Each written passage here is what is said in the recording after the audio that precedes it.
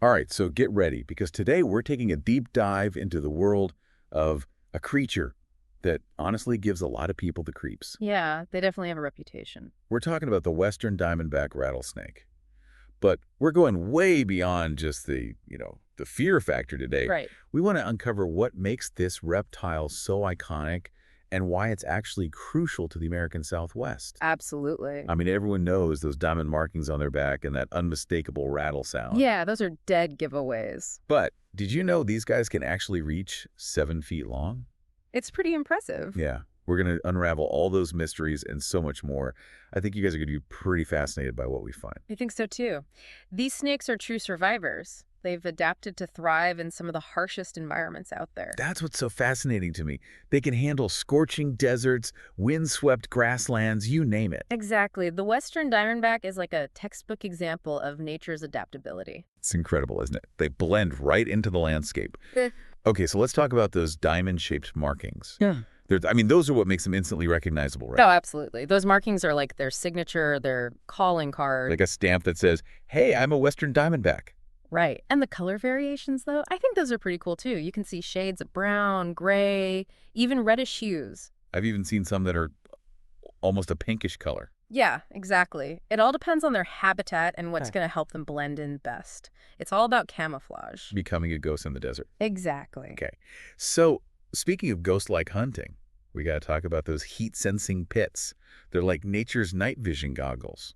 How do they work? So it's honestly remarkable how these pits, which are located between their eyes and nostrils, Yeah, sure. they allow them to detect infrared radiation What? given off by warm-blooded prey. Wow. So basically, they can see heat. So they have like a thermal image of their surroundings. It's essentially like that, yeah, and it's super effective, especially when they're hunting at night, which is when a lot of prey animals are active. That's so cool and creepy. That makes their ambush strategy like 10 times more impressive.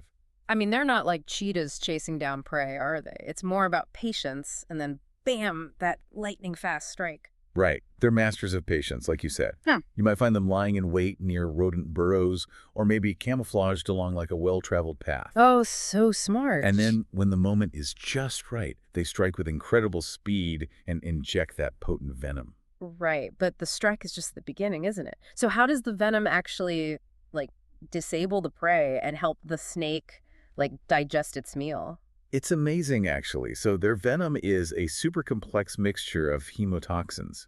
Specifically, it's packed with enzymes like metalloproteinases. Metalloproteinases. Okay, I'm going to need you to break that down a bit. Yeah, sure. So these enzymes, they're really good at breaking down tissues. They mess with blood clotting. Oh, wow. And they can even send the prey into shock. It's a really potent cocktail that pretty much instantly immobilizes the prey. And actually, get this, it starts the digestion process. No way. Before the snake even swallows the animal. Yeah, isn't that crazy? Wow. Nature can be so efficient Right. and kind of scary. Okay, I think we have to talk about the thing everyone's thinking about. Getting bitten by a Western Diamondback. It's definitely a serious medical situation. Yeah. What happens if you get bitten, even if you get antivenom? Are there long-term consequences? Yeah. So you're right. You definitely want to avoid getting bitten by one of these guys. Antivenom is super effective these days at preventing fatalities. Thank goodness. Yeah. But the bite itself, it's going to cause significant tissue damage, a lot of pain, and in some cases there can be lasting effects like muscle weakness or even the loss of a limb Oh, if treatment isn't, received quickly enough. that's a good reminder to, really respect these creatures and give them plenty of space. Okay, so let's shift gears for a second, because I think it's important to remember that Western Diamondbacks, being predators, actually has a positive ripple effect on the whole ecosystem, right? Yeah, for sure. They are what's called a keystone species, which means that, yeah, their presence has a really big impact on keeping their environment balanced. So by, keeping those rodent populations under control, they actually help us humans. Oh, interesting. They help prevent the spread of diseases like hantavirus, Oh, right. which can be really dangerous for humans. And then also they kind of indirectly protect plants and crops from being overgrazed. So they're like the unsung heroes of the ecosystem. Kind of, yeah. And it's not like they're at the top of the food chain either. They have predators too, right? Oh, absolutely. Hawks, eagles, coyotes. Really? Oh, yeah. Even other snakes prey on Western diamondbacks.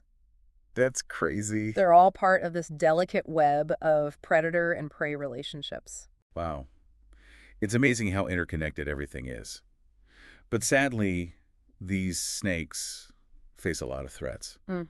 And, a lot of that comes from what we're doing, from human actions. So what are some of the biggest challenges they're up against? Yeah, I mean, you hit the nail on the head there. Habitat loss is a big one, Right, as we develop more land for housing and agriculture. right. They're losing their homes. Yeah, exactly. And then road mortality. They often have to cross roads. I've seen that, Yeah. like crossing the street. In search of food, mates, that kind of thing. And then there's the human persecution piece, right? Which, like we were talking about earlier, comes from fear and misunderstanding. It's sad because so much of that fear is really unwarranted. I mean, they would much rather retreat than attack Right. if you just give them space. Are there any, conservation efforts out there, though, trying to help protect them? Yes, absolutely. There are some fantastic groups working on this. A big part of it is education, Yeah. right? Just educating the public about these snakes, dispelling the myths, showing people how important they are. Right, get the facts out there. Exactly. And then there are also organizations working to preserve habitat and create those safe corridors for them to move between areas. Oh, that's great. I'm so glad to hear that there's work being done. Okay, so to sum up, the Western Diamondback is a powerful predator, but it's also, essential for keeping its ecosystem healthy and balanced. They even help us humans out. Exactly. And I think they challenge us to think a little differently about how our actions impact, even the creatures we might be afraid of. That's such a good point. Here's a question for everyone listening to ponder. Hmm. How can we learn to coexist with animals like the Western Diamondback in a way that benefits both them and us? That is a great question. We encourage you to keep learning about this incredible snake and its role in the world. Who knows?